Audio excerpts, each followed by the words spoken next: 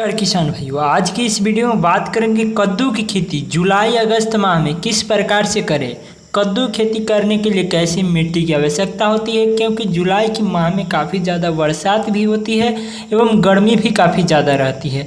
तो इस वक्त आपको यह बात को ध्यान रखना है कि इसके लिए जलवायु कैसी होनी चाहिए, मिट्टी कैसी होनी चाहिए, तापमान कितना होना चाहिए, कौन सी उन्नत किस्में लगाए इन सीजन में और कौन सी खाद उर्वरक डालें, कितनी बार सिंचाई करें। जितने भी जानकारी है कद्दू की खेती की A to Z जानकारी आज की इस वीडियो में मिलेगा किसान भाइयों।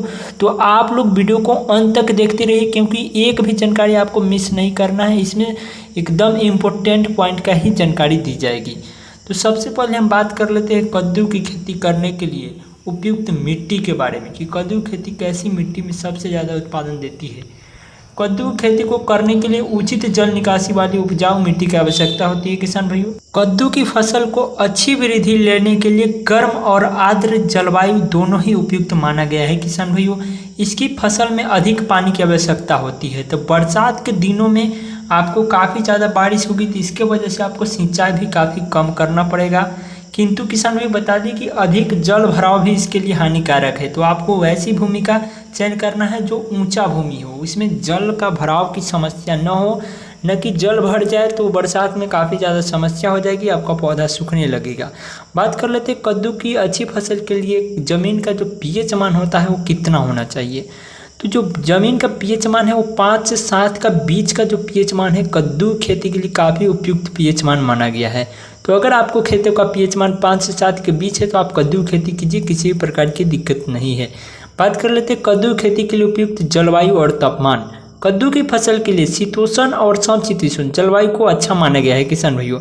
हमारे देश में कद्दू की खेती बारिश का मौसम में की जाती है। तो अभी जो माह चल रही है इसमें काफ़ी ज़्यादा बरसात होगी, तो आप इस माह में ज़रूर लगाएं। गर्मियों का मौसम कद्दू के पौधे की वृद्धि के लिए अच्छा माना जाता है, जबकि सर्दियों का मौसम में गिरने वाला पाला इसकी फसल के लिए हानिकारक होता है। तो इसलिए इस समय जो इसका उत्पादन है काफ़ी ज़्यादा होगा। कद्दू के पौधे पर फूल लगने के दौरान इन्हें अधिक बारिश की आवश्यकता नहीं होती है किसान भाई, ये बात मैं पहले आपको बता दूं। बात कर लेते हैं कद्दू की खेती अगर आप कर रहे हैं तो कौन सी वैरायटी लगाएं जिसकी उत्पादन काफ़ी ज़्यादा मिलती है। तो कद्दू की अच्छी फसल और उच्च उत्पादन के लिए हमने कई वैरायटियाँ लाया है आपके लिए। तो बात कर लेते हैं पहले नंबर पर जो वैरायटी है कद्दू की पूसा विश्वास। इस किस्म की खासियत की बात करें तो ये भारत के उत्तर राज्यों में उगाया जाता है। इसमें एक कद्दू का वजन 5 किलो के आसपास होता है किसान भाइयों। इसमें निकलने वाला फल हरे रंग तथा सफ़ेद रंग के धब्बे बने होते हैं। यह किस्म पौधे बीज रोपाई के तकरीबन 120 दिन के बाद पैदावार देने के लिए तैयार हो जाते हैं तथा इसमें प्रति हेक्टेयर के हिसाब से 400 कुंटल की पैदावार मिलती है किसान भाइयों। दूसरे नंबर पर जो हमने वैरायटी रखा है कद्दू की वो है कद्दू की काशी उज्ज्वल किस्म। इस किस्म की बात करें किसान भाइयों तो इसे भी उत्तर भारत और दक्षिण भारत दोनों में उगाया जाता है और इसका फल की जो वजन है किसान भाइयों काफ़ी ही ज़्यादा है, 10 से 15 केजी प्रति फल का वजन है। पौधे में 4 से 5 फल पाए जाते हैं। कद्दू की यह किस्म तैयार होने में 6 महीने का समय लगता है तथा यह प्रति हेक्टेयर 550 क्विंटल का उपज देता है। तीसरे नंबर पर जो वैरायटी आती है DAGH 16। यह किस्म पौधे को पककर तैयार होने में 110 दिन का समय लगता है। इस किस्म के फल देखने में हरे और सफ़ेद रंग के होते हैं। इसमें निकलने वाला फल तकरीबन 12 किलो का होता है तथा एक पौधे में 4 से 5 फल तैयार होते हैं। कद्दू की यह किस्म 450 क्विंटल से 500 क्विंटल प्रति हेक्टेयर की पैदावार देती है। अब हम बात कर लेते हैं कद्दू की फसल के लिए खेत को कैसे तैयार करें।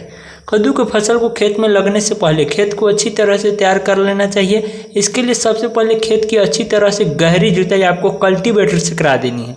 कल्टीवेटर से आपको गहरी जुताई करने के बाद क्या करना है, आपको कुछ दिनों के लिए खेत को ऐसे ही छोड़ दे ताकि मिट्टी में अच्छी तरह से धूप लग सके। इसके बाद खेत में पुरानी गोबर की खाद को डाल के अच्छी से मिट्टी में मिला दे। तो इसके लिए आपको क्या करना है, गोबर की खाद डालने के बाद रोटेवेटर को लाना है और रोटेवेटर को लाने के बाद जो आपका गोबर की खाद है वो मिट्टी में एकदम भुरभुरी हो जाएगी और मिट्टी में अच्छी तरीके से मिल जाएगी।